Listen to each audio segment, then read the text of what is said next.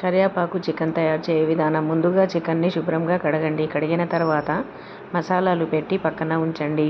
ఇప్పుడు స్టవ్ వెలిగించి బాణాలి పెట్టి ఆయిల్ వేయండి. ఆయిల్ వేసిన తర్వాత లవంగాలు, యాలకులు, దాల్చిన చెక్క, పచ్చిమిరపకాయలు వేసి ఒకసారి కలపండి. కలిపిన తర్వాత మసాలాలు పెట్టి పక్కన ఉంచిన చికెన్ బాణాలీలో వేయండి. వేసిన తర్వాత ఇలా కలపండి. కలిపిన తర్వాత కొంచెం వాటర్ యాడ్ చేసుకోండి.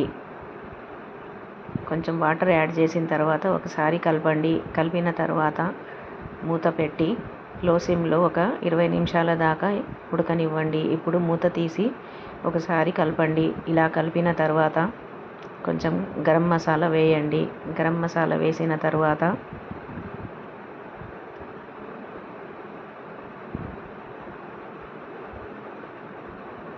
కొంచెం కొత్తిమీర వేసి కలపండి.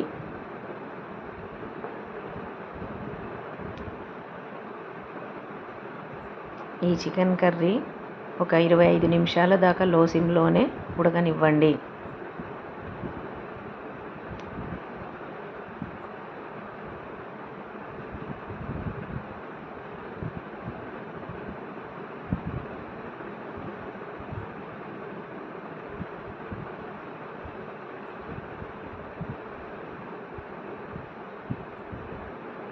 ఇప్పుడు మూత తీసి చూడండి.